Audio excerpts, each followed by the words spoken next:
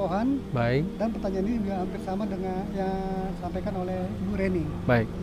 Jadi pertanyaannya adalah, Assalamualaikum Ustaz Salman. Waalaikumsalam warahmatullahi wabarakatuh. Ingin bertanya, dengan adanya wabah corona ini, apa makna yang terkandung dan kita sebagai umat muslim kudu gimana menyikapi keadaan seperti ini? Baik. Dan hikmah apa sebenarnya dengan adanya corona ini? Baik. Apa Dor? Jazakallah khair.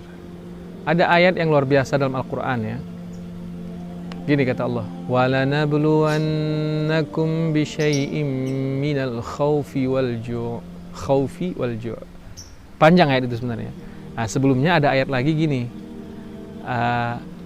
Ahasiban nasu ayyutraku ayyaqulu amanna wa hum la yuftanun.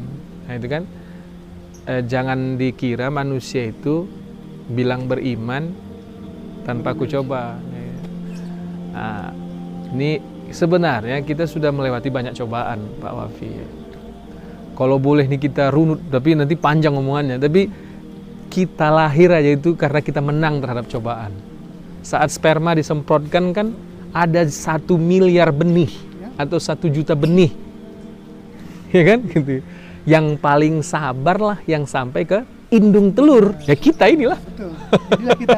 Jadilah kita ini kan gitu. Loh, kita ini jadi karena ada benih yang paling sabar itu tadi. Karena kan sejak disemprotkan itu kan banyak tantangan yang dia. Karena kan sperma itu ketika dikeluarkan hanya beberapa detik saja dia bisa bertahan hidup sebelum ketemu indung itu tadi. Jadi, ketemu kita. Jadilah kita ini. Jadi kalau kita, maka Allah menyuruh kita berpikir kan Pak Wafi ya, kawan-kawan 83 ini, Allah suruh kita baca Iqra. Waktu Iqra diturunkan Allah, belum ada apa-apa yang bisa kita baca. Al-Quran belum ada, baru itu yang diturunkan. Hadis belum ada, terus baca apa dong? Baca kondisi alam ini loh Pak. Bahkan Iqra bismi rabbikal ladzi khalaq, baca tentang penciptaan. Ketika kita baca tentang penciptaan kita, sperma disemprotkan jutaan benih, yang paling sabarlah yang sampai ke indung. Jadilah kita. Maka kata guru saya, ente jadi ini Salman karena ente sabar dulu. Kenapa sesudah jadi malah gak sabar? Gitu kan. Jadi kita kan ngaku beriman. Kita harus diuji oleh Allah. Ujian corona ini bukan yang pertama. Hanya saja seolah-olah ini menakutkan sekali gitu ya. Nah, kata Allah, ujian pertama itu khauf. Walanabluwannakum bisyai'in minal khaufi. Kami akan uji kalian dengan sedikit rasa takut. Dikit loh kata Allah ini Pak. Memang sangat sedikit bila dibandingkan dengan apa?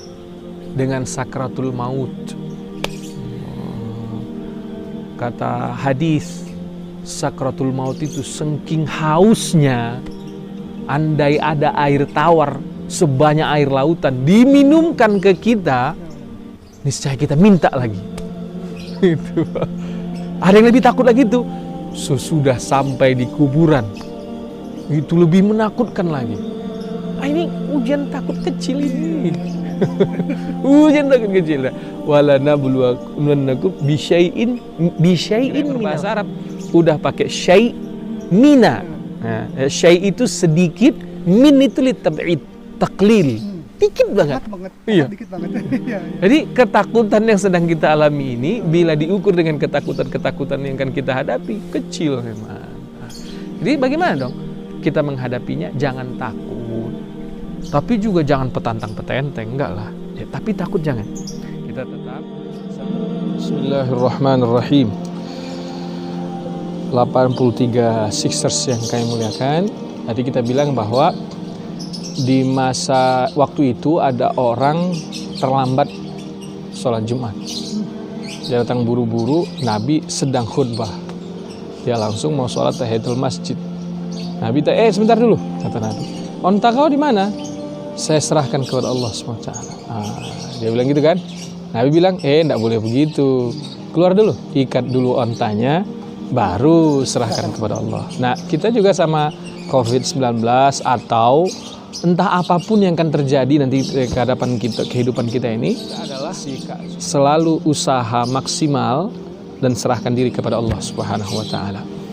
Nah, terus hikmah di balik musibah atau wabah atau apapun itu pasti ada ya.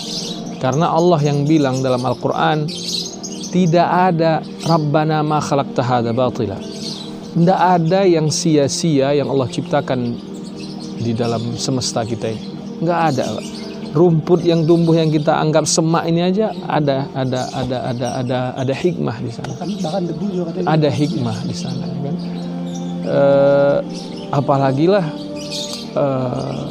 wabah yang sampai mengguncang seluruh dunia ini, kan gitu ya. Ya pastilah ada hikmahnya. Hikmahnya banyak sekali, saya bilang hikmahnya. Hikmahnya, betapa banyak orang di dunia ini yang nggak punya waktu dengan keluarga, Pak. Tiba-tiba sekarang sampai bosan dia nengok wajah. Istrinya bosan ya. Kan? Padahal kan yang paling dibutuhkan di rumah itu ya kan komunikasi, bertemu. Kan akhirnya kita ketemu nih kan. Hikmah yang luar biasa ya. Selama ini orang menganggap sholat berjamaah di masjid itu biasa-biasa saja. Ini tiba-tiba orang rindu ingin sholat Jumat, rindu ingin sholat berjamaah ya kan, rindu kita ingin salaman cupika-cupikian. Coba yang kedua, sekarang nih saya nih pribadi nih, semua panitia pengajian kita rindu mau ngaji, Ustaz. Coba kajian pakai Zoom, saya nggak bisa, di sini nggak ada internet. Kami termasuk yang beruntung nih bisa kemari lewat videonya.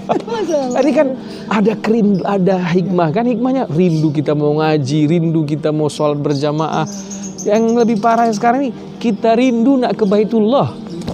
Coba kan tuh kan, seluruh dunia sekarang rindu mau ke Baitullah. Maka kalau kata Bang Haji Roma, ya, kalau sudah tiada baru terasa ya kan. Ini dia nih. Kalau udah tiada baru terasa, ternyata baru terasa nih betapa kita pengen ke masjid, pengen mengaji, pengen semua berjamaah. Ini hikmahnya lah.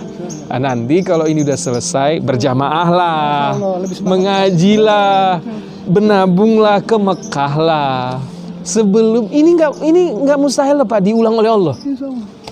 Bisa aja kan, bisa aja diulang oleh Allah semua. Jadi ini macam pelajaran adalah hikmahnya bagi kita sehingga kita merasakan betapa mahalnya ibadah di masjid itu. Kalau bisa jangan diulang lagi, Ustaz. Janganlah, jangan diulang lagi oleh Allah. Sebab itu minta kita kepada Allah kan, jangan lagi diulang oleh Allah SWT. Baik. Terima kasih banyak Bapak. Jazakumullah khair.